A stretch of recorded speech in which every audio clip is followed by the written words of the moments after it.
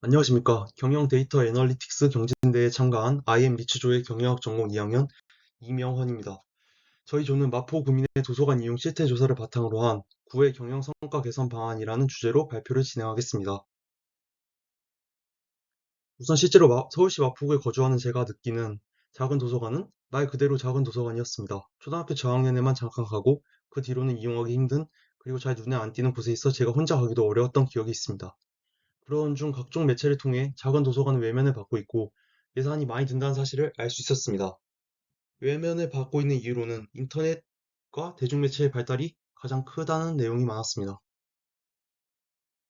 작은 도서관 진입법상 설립 기준에 충족만 된다면 누구든 설립이 가능하고, 이러한 도서관을 자발적으로 없애지 않는 한 없앨 수 없으며 지속적인 예산이 지급되어야 합니다. 그러나 예산은 시구청에서 매해 편성하는 것으로 필요하다고 무조건 예산을 땡겨올 수 없습니다.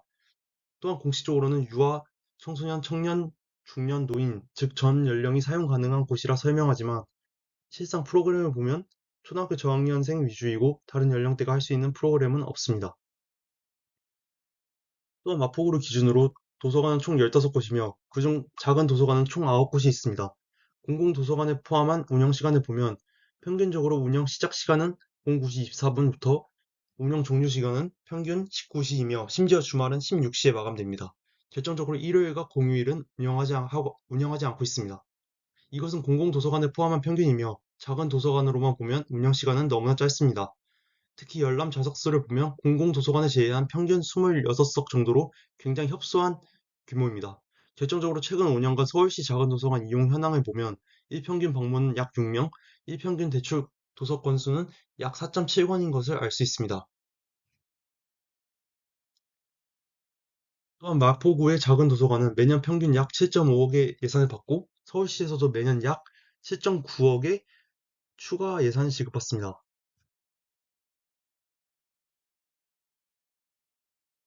저는 정말로 주민들이 도서관을 인터넷과 대중매체 그리고 전자책으로 영향을 받는지 궁금하였고, 2018년 서울 시민의 도서관 이용 실태라는 설문과 설문의 결과인 로데이터를 SPSS를 통해 분석하였습니다. 총 3,000건의 데이터 중에서 마포 구민의 설문인 126건을 추출하였고, 남성 63명, 여성 63명이 응답하였습니다. 우선 인터넷 이용 및 전자책 보급 확대에 대한 인식이 향후에 현재 거주하는 곳에 지역 도서관 이용에 유의미한 영향을 미치는지 알아보기 위하여 회귀 분석을 실시하였습니다. 분석 결과 유의 확률이 0.05보다 작은 0.042로 인터넷 이용 및 전자책 보급 확대에 대한 인식이 지역 도서관 이용에 유의미한 영향을 미치는 것으로 알 수 있었습니다.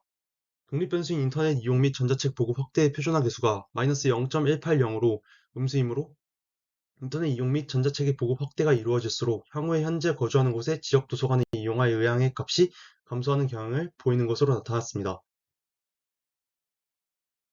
평소에 전자책을 얼마나 읽는지가 향후에 현재 거주하는 곳의 지역 도서관 이용에 유의미한 영향을 미치는지 알아보기 위하여 회귀 분석을 실행하였습니다.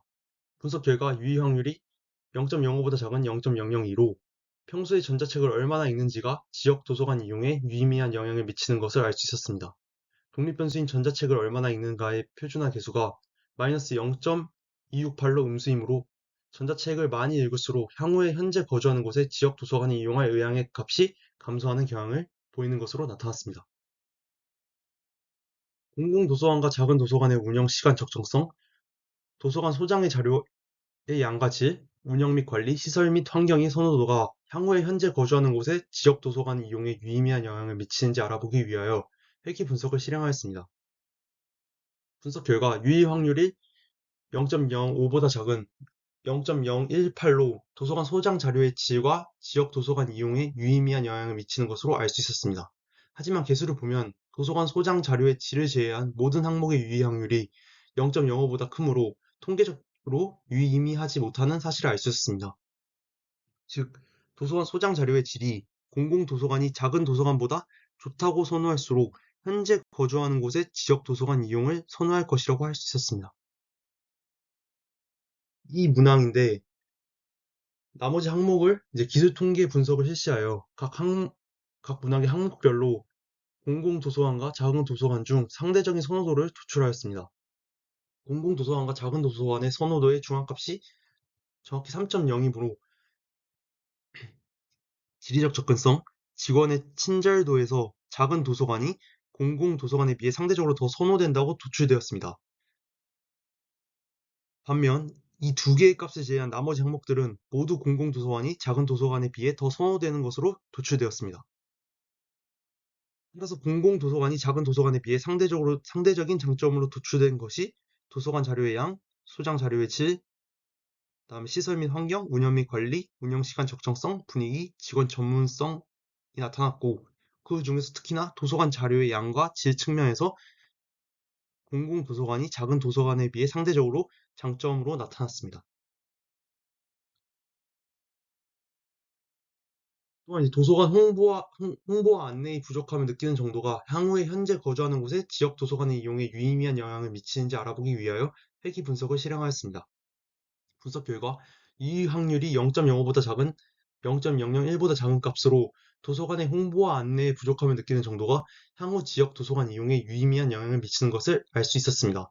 국립변수의 홍보와 안내에 부족함을 느끼는 정도의 표준화 계수가 마이너스 0.578로 음수이므로 홍보와 안내에 부족함이 높다고 느끼는 정도가 클수록 향후에 현재 거주하는 곳의 지역 도서관을 이용할 의향의 값이 감소하는 경향을 보이는 것으로 나타났습니다. 앞서 분석한 결과를 보면 과거에 비해 인터넷을 확실히 더 많이 사용하는 시대가 왔고 검색하면 모든 게 나오는 세상에서 살고 있습니다. 도서관도 과거와 차별화돼야 된다고 생각합니다. 그리고 전자책의 소비가 자연스럽게 종이책만 읽을 수 있는 지역 도서관 이용에 영향을 미치는 것으로 나타났습니다. 따라서 시대의 흐름에 따라서 도서관도 이에 맞게끔 전자책을 이용할 수 있도록 우선시해야 된다고 생각합니다. 결국 공공도서관을 작은 도서관에 비해 선호하는 이유는 바로 책의 질이라고 할 수 있습니다. 따라서 도서관은 최신의 책을 꾸준히 공급해야 할 것입니다. 최신의 책을 꾸준히 공급해야 하려면 결국에는 비용이 들기 때문에 나중에 또 장기적으로 봤을 때 비용의 절감 측면에서 보면 최신의 종이책을 구매하기보다는 전자책을 도입하는 것이 더 유용할 것으로 보입니다. 그리고 SNS를 통해 도서관이 있다는 사실을 꾸준히 알리고 지역 주민들에게 유용한 정보를 주기적으로 알려야 한다는 것을 알 수 있었습니다. 우선 마포구에 올해 초 생긴 마포나루 스페이스라는 곳을 소개해보면 스터디 카페 플러스 메타버스 도서관 이 투 트랙으로 운영 중입니다. 가장 중요한 것은 연중 무휴 24시간 운영을 한다는 점이고 이게 현재 공공도서관, 특히나 작은 도서관에 비해 상대적 우위를 가지고 있다고 생각합니다. 이제 메타버스 도서관은 무료, 스터디 카페는 만 9세 미만은 무료, 만 9세부터 만 25세까지, 즉 대학생까지는 500원, 그 이후로부터는 5,000원이라는 요금을 받지만 각종 생계 수급자와 사용료 감면 대상 제도가 존재하기 때문에 이를 이용할 수 있습니다. 또 위는 메타버스 도서관의 예시이고 실제로 도서관과 같은 가상 공간에서 캐릭터를 움직이면서 책을 대여할 수 있게끔 하는 가상 공간입니다. 이 또한 연중 무휴 24시간 운영하고 인터넷만 연결되면 언제든 대여와 반납을 할 수 있다는 장점이 있습니다. 이를 바탕으로 결론을 내자면 이제 메타버스 도서관을 모든 공공 도서관이 필수적으로 운영하게끔 확장하고 종이책의 비율을 줄이고 이제 그 공간을 유료 스터디 카페식으로 운영할 필요가 있다고 생각합니다. 이제 종이책의 구매 비용을 또 줄이고 이제 그 나머지 비용으로 스터디 카페를 운영하면서 이제 거기서 얻은 그 수익을 창출할 수 있다고 생각합니다. 그래서 그 수익은 기본적인 도서관 운영비로 사용하고 그리고 또 남은 금액은 고스란히 지역 주민들을 위한 쉼터 노인정 개발, 지역 축제 예산에 보태는 방식으로 다시 활용할 수 있다고 생각합니다. 이렇게 더 예산이 필요한 곳에 예산을 쓰게끔 하는 것이 바로 경영 성과 개선이라고 할 수 있다고 생각합니다. 그리고 이러한 도서관의 그 홍보는 SNS를 통해 하며 도서관이 있다는 사실을 꾸준히 알리고 지역 주민들에게 유용한 정보를 주기적으로 알려야 할 것입니다. 그리고 이제 전 연령대가 이용 가능하게 할 수 있도록 특정 세대만이 이용하지 않게끔 문화활동이나 모임은 문화센터에서 할 수 있도록 힘을 실어주고 메타버스 도서관과 스터디 카페의 기능만을 추려서 간단하지만 더욱 효율적인 운영을 할 필요가 있다고 생각합니다. 이상입니다.